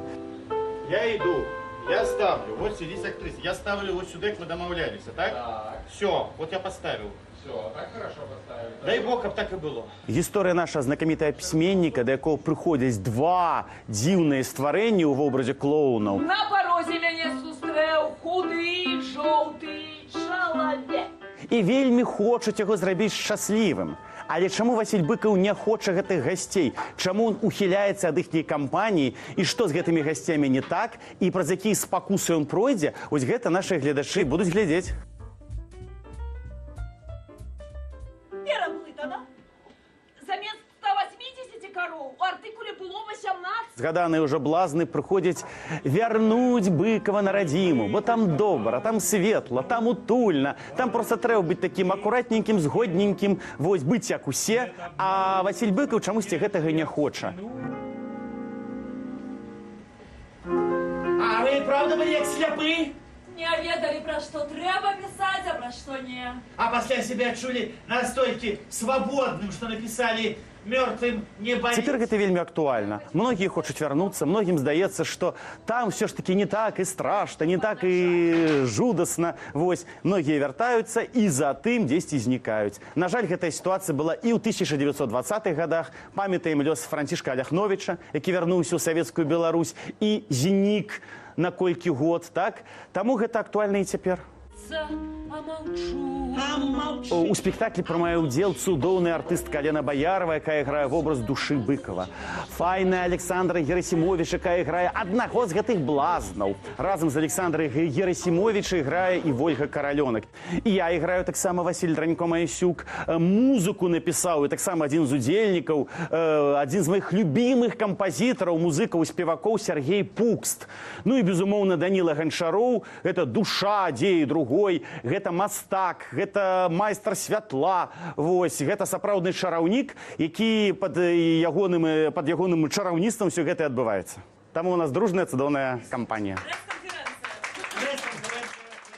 Гэты спектакль можна будзе пабачыць як у бары базар, так, спадзяюся, і яшчэ ў розных таксама барах. Сачыце за абвесткамі, вось, бымэк ты цыганы, та-там, та-сям, та-сям, та-там, вось.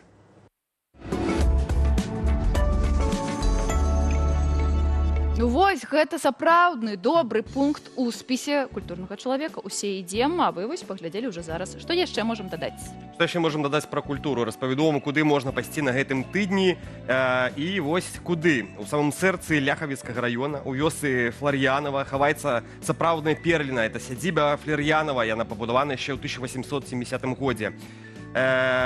Гэта старая усадьба бохвіцаў, яна пабудаваная яшчэ, як я сказаў, у 1870-м. Тут бывалі радзівілы, рэйтаны, а таксама пісьменніца Эліза Ажэшка, якая нават пакінула тут свой дуб у парку пасадзіла, то бок можна туды прыйсці і яго так абняць і сфатаграфавацца. Яна, дарэчы, Эліза Ажэшка правяла тут цэлы год, пакінула лісты, якія пісала там, і пазней выдавала ў зборніку. Сёння госці могуць прыйсці, убачыць прыгожы ўваход з чырвонай цэглы. Карацей, калі ласка, прыязджайце ў Ляхавіцкі раён, каб дакрануцца да самой, што ні на ёсць, гісторыі. Прыгоженька, вельмі прыгожа. І крочым далей, я вельмі люблю, калі ў Беларусі з'яўляюцца нейкія такія незвычайныя, некласічныя, нязвыклыя музеі. Так вось, зусім хутка ў Менску адкрыюць музей гандлю. Ужо зараз у будучую гісторыка-дэманстратыўную залу, якую толькі што рыхтуюць да тых, хто прыйдзе поступила першая партыя каштоўных экспанатаў. Там рычажныя вагі, касавыя апараты, калькулятор іскра і нават савецкія талоны на масла. Денис, адмыслова для цябе. Я хотел сказать, что для кагосьці гэта цікавосткі, музей, а для мяне гэта рэчаіснасць. Это советская это ж вось было вось, а это не, арифмометр. Арифмометр. Ну, а такие вось так само есть, вядома, так? Денис, штосьці ёкае ў сэрцы, калі бачыш? Ёкае, да я гэта ўсё ведаю. Кілька ёкае. Это ж вось яшчэ, вот толькі было. Вагі, так, вось учора было. Зайчики, вавёрочки. Денис не адабрае. Якія зайчики, вавёрочки? Яшчэ раней зайчики, вавёрочки. У Беларусі на деньги, на грошы трэба глядзець. Толькі у музей. У тым ліку. Дзякуй табе, дзякуй, культурна, вельмі культурна, мне спадабалася. А цяпер мне, падаецца, можна і музыкі дадаць. Музыка Наві-бэнд. Любіменькі. Учыць Наві-бэнд. Яны, дарэчы, выступяць на фестывалі «Грай» 5 верасня. Вось, як мы падрыхтаваліся.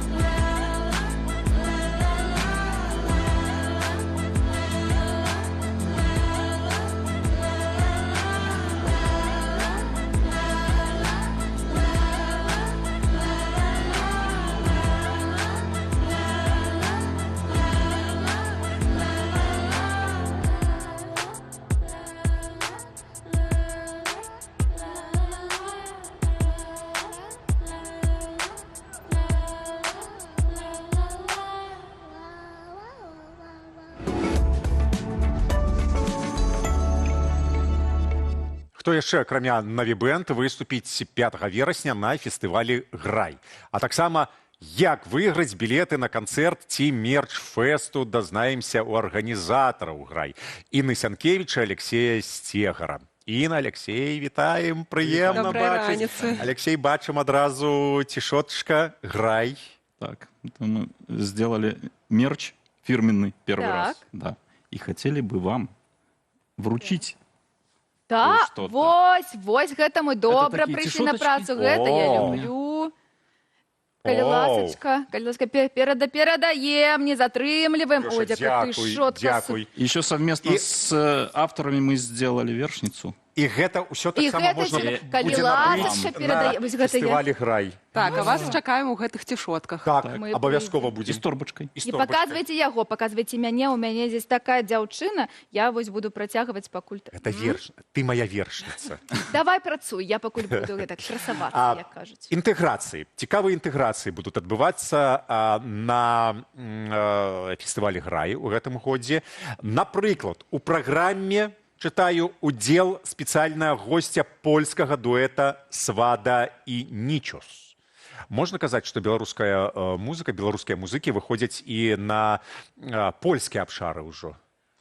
Ну, скажем, да, дуэт польский, но дуэт с Подлясья. Подляжский. Да, подляжский. И как бы они поют на языке подляжском, который очень близок к белорусскому, скажем так. Ну, мы решили просто подтянуть польскую аудиторию тоже, ну, как бы двигаем белорусскую культуру в массы. Ну, і бачым, што палякі зацікавіліся. Ўжо пішуць там асабістыя паведамленні, якой будзе «Свада» і «Нічос». Ага, добра. Што гэта першы раз у нас такая спроба падцягнуць яшчэ і палякаў, каб яны паслухалі беларускую музыку. Такая вялікая падзея таксама яшчэ гэта вяртанне праекту «Крэмбамбуля», і яны ўпершыню выступяць там за 10 гадоў у Варшаве, да гэтага там так, да гэтага быў канцэрт у Вільні. Гэта спецыяльна для вас, ці гэта ў них такі год, і, мабыць, скажаце, хто, што, калі, што будуць пець, чаму падпяваць можна будзе? Ці пакуль сакрэт? Мы даўно працуем з Лявонам, мы не толькі арганізатары «Грая», але яшчэ робім туры, напрыклад, гурта «Вольскі». Ну, таму і мы іх вельмі-вельмі прасілі і ўпрасілі. Да, наконец упросили, да. А увогуле можна сказаць, што беларуская музыка урэшце рэшт асімілюецца ў Польшчы? Напрыклад, давайте яшчэ раз успомнім гурт без назвы. У іх польскі менеджер, польскі менеджер.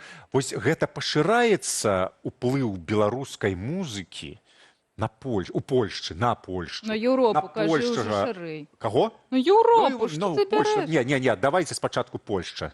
Ну, яшчэ хіба што не так моцна, але спробы ўжо першыя ёсць. Напрыклад, у без назвы ўжо песня была на антырадыо ў нейкім там рэйтынгу.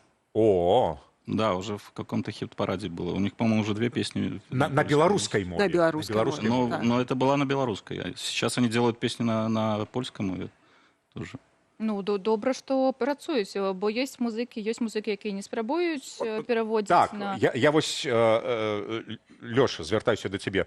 Володзе Пугачу, гурт Джей Морс, я ўвесь час кажу, да перакладзі ты некалькі, адну-дзве песні на польскую мову, на ангельскую мову. Так, зробім, абавязкова зробім, уже 3-й год пайшоў. Пугач з сэрцыка беларускай, у яго іншы вайб. Зразумела, ты ж працуеш здесь зараз, у Польшцы. Вось як ты глядзіш, як вы глядзіце на гэта? Трэба перакладаць ці не, трэба пашыраць беларускую? Ну, в любом случае, надо пробовать, наверное. Ну, а чаму не? Распавядзіце пра фестываль, бо мы бачылі, як он з'яўляўся, і гэта, нібыта, сябры сабраліся, і з'явілася музычная падзея. Вось пра ўсю гісторыю, колькі гадоў, чаму менавіта вы гэта робіце, хто вас падтрымаў першым, а хто не падтрымаў? Это ўжо 4-й наш фестываль «Грай». 4-й. Першы быў акустычны. Можна сказаць, што быў такі выпадковы. Ну, первый это был как, я не знаю, как квартирник, наверное. Ну, да, так мы решили, собрать музыкантов. Это пачатак быў. Пачатак, так. Была Шмат музыкаў беларускіх сцена, пераехала. Ну і трэба ж з імі штосьці рабіць. Так, яны папелі, як кажуць, а далей... Разышліся. А на другі год. А на другі год уже зрабілі вялікі электрычны фэст, так. На трэці год мы зрабілі нават адборачны конкурс для маладых выканаўцаў. У нас была сцэна для маладых і галоўная сцэна. І мы былі здзіўленыя нават, што шмат беларускіх гуртоў утварылася тут ужо ў Варшаве маладых, што іх так шмат. А ці ёсць нейкі такі музычны агульны вайб, як кажуць, флоу, калі там толькі панкі, толькі скапанкі, толькі рокеры, толькі нацыянальнае адраджэнне і усялякі... У гэтым годзе будзе мікс. Мы в этом году решили просто экспериментировать, скажем так, и сделать такой вот микс. А давайте папсу нехта прадстаўляеце? Ўсё яшчэ гэтай месцы не занят. Добрую папсу. Добрую? Я понял, о чем вы говорите. Не тым-тым-тым, а тым-тым-тым. Ага. То бок ёсць рокеры, ёсць скапанкі, я так разумею, калі... Ну, Наві-бэнд больш такі поп. Наві-бэнд, ну яны такія, гэта... Лайнап, які ўвогуле лайнап? Вось Наві-бэнд будуць. Крамбабуля, Свадэй-Нічос. Без назвы. І яшчэ малады гурт Прыпяць. Так, мы ведаем, яны былі ў нас у эфіры, так. Так. Ну вот в этом году просто у нас не получилось конкурс организовать, вот мы решили вот дать дорогу молодым. У нас будет Припять. Добра. У нас ідзе зараз жа конкурс. Мы нашим гледачам прапанавалі прыдумаць слоган вашаму фестывалю, вось такі, ну, па дамоўленасці з вами. Калі ласка, я нагадую, вось зараз, пакуль яшчэ ідзе эфір, вы можете напісаць у наша асабістае паведамленне. Вось раніца шоу, я ніколі не магу сюды папасць. У нашай асабістай паведамленні, у інстаграме напісаць слоган. Мы чыталі некалькі з іх, вы яшчэ можете паспець, і Андруша пасля паглядзіць. Дарэчы, вы можете дасылаць до конца гэтага тыдня. Пачатак до конца, то есть до конца недели. Давайте до конца недели. Давайте до конца. А ў панядзелак вырашу. Вырашым. Вы пачытаеце, мы ўсё гэта заскрынем, адашлем вам, і вы будете абіраць. Андруша, вось зараз скрыні, спешыце хутчэй, гэта ўжо заўтра, нядзеля, заўтра. Ці ёсць нейкія ідэі наконт будучыні фестывалю? Увогуле. Больш за тое не на будучы год, а увогуле у будучыні. Ну, не знаю, потому что это... Колькі десяткаў тысячаў чалавек плануецца, а з якіх краін гурты? Ну, вось ёсць такое. Ну, марыць, трэба ж марыць. Паглядзім, як пройдзе гэты фестываль. Добра пройдзе. Потому что это второй последний фестиваль, скажем так. В прошлом году был последний фестиваль, в этом году тоже последний. Ой, ну Скорпіонс таксама так робяць. У них кожны тур гэта нібыта апошні, развітваемся і далей, і зноў. Калі зробім солдаут у наступным годзе на стадыёне Нарадовым. Ну, калі ласка, тады звяртайцеся да гледачоў, у вас ёсць магчымасць. Гледачы, дзе вы, у якой вы вось, калі ласка. Давайте скажем. Не, хай кажуць тыя, хто гэта робіць. Калі ласка, пра солдаут заяву вось гэтую. Дарагія беларускія гледачы, сардэчна запрашаем вас 5 верасня ў клуб «Прагрэсія» паслухаць лепшыя беларускія гурты, адпачыць у атмасферы добрай, сямейнай, спаткацца з сябрамі, з блізкімі сваімі людзьмі. Ну і падтрымаць арганізатараў, музыкаў. Падтрымаць абавязкова. Яшчэ раз конкурс. У нас зараз адбываецца конкурс на лучшы лога. Лепшы слоган. Лога ўжо ёсць. Раскажы пра лога, калі ласка. Лога, давайте. Лого, да, это вот как бы в этом году мы изменили чуть-чуть. И автор этого лога, менавіта Грай. Именно вот Грай. Літрак Грай. Это Владимир Пугач. Да сэрціка прыкладае адразу. А такі таленаваты ва ўсім гэта чалавек, ведаеце? Ну ўсё, як кажуць, продана. Сядзеў, песні не пішуцца, ай, буду маляваць нешта. Буду дызайнерам. Лёша, глядзіце. Дзякуй вялікі, я спадзяюся, можна будзе набыць гэты мерч на фестывалі ад Пугача. Дзякуй вялікі, гэта былі арганізатары фэсту Грай, Інна Сенкевіч і Алексей Стегар. Нашы шчодрыя госці нам панадарылі, а вам яны абавязкова падораць шмат музыкі, шмат прыемнага, таму калі ласачка, далучайся. А мы рушым далей і глядзім мову на нова. У нас, беларусаў, як і ў любой іншай нацыі, багатыя сінанімічныя шэрагі што да назваў сваякоў, асабліва блізкіх нам. І апошнім часам слова «бацька» паўтараецца хіба што часцей за ўсе іншыя. І не таму, што для беларусаў бацька бліжэйшы за маці, а хутчэй таму, што слова «бацька» стала ўжо ў нас палітычным найменнем. На самой справе у цэлым існуе цэлы шэраг словаў, звязаных з паняццем бацькі, якія часта блытаюцца ва ўжыванні. Гэта і тата, і айцец, і нават папа. Давайте разбірацца. Ну, па-першае, само слова «бацька» – гэта назва мужчыны ў адносінах да сваіх дзяцей. Прычым слова універсальнае, якое ёсць як і ў афіцыйным, так і ва ўсіх іншых стылях мовы. А вось у гутарковай мове часта гаворым не бацька, а тата. Бацька – гэта таксама заснавальнік, распачынальнік чагосьці. Менавіта ў гэтым значэнні больш за 20 гадоў гэтае слова фігуруе і ў нас. Дарэчы, патрапіла таксама і ў расейскую мову. І нават з'явіўся не зусім, як на маю думку, прыстойны хэштэг «Я бацька», пра які кажуць, што гэта саманазва тых, хто падтрымлівае Александра Лукашэнку.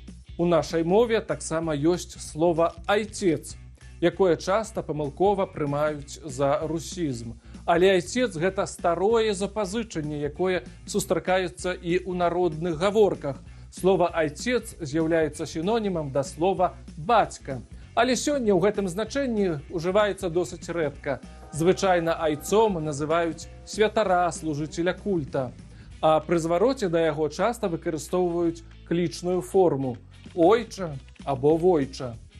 Ойча Тадеуш, войча Александр. Ну і на дэсерт. Аказваецца, у нашай мове таксама можна ўжыць слова «папа». І гэта не будзе памылкай.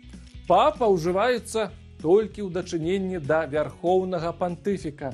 Правільна мы мусім казаць «папа рымскі, Францішак», а ніяк не тата рымскі, не бацька рымскі і не рымскі айцец. Ужывайма правільныя формы, сябры, і не блытайма папу з татам. Улетку выданні «Мовы на нова» можна знайсці на YouTube-канале Белсат Лайф. І, дарэчы, што датычыцца папы, у італьянскай мове таксама. Калі ты кажа «папа», гэта папа рымскі. А калі ты кажа «папа», то гэта ўжо тата. От не пераблытаць папа і папа. Вось такі ён у мяне. Мам, папа, назыбака. Што пішаце? Давай каментары дзе нас. А вот эта песня про папу ці про папа? То, что ты спеваешь. Папа. У папа была... Мама. Был собака. Был собака. Не ведаю, як гэта працуе. Прагрэсуе, Денис. Так, па-першае, нагадваем, што яшчэ да заўтра, да нядзелі можна пісаць вашыя варыянты. У наш Інстаграм. Мала. Інстаграм. Пісаць слоганы фестывалю «Грай». У асабістыя. Асабістыя паведамленні нашага інстаграму. І акурат туды я зайшоў і прачытаю вам пакуль што некалькі варыянтаў, каб заўтра было весялей абіраць з большага... Мы ж заўтра нагадаем, абавязкова. Абавязкова нагадайце. І вот, напрыкладу, простенька, але з душою. Музыка ў сэрцы. Грай, музыка ў сэрцы. Ой, якая пяшота. Дзяўчына напісала, не? Не скажу, я не скажу. Так, а яшчэ ёсць «Грай у сэрцы Варшавы». Ну, бо это будет в сердце Варшавы. Так, добре. Чому ніхто не пише Михалковська? Ну, Михалокська. Михалковська. Михалокська. Дядя Степа? Шукаем.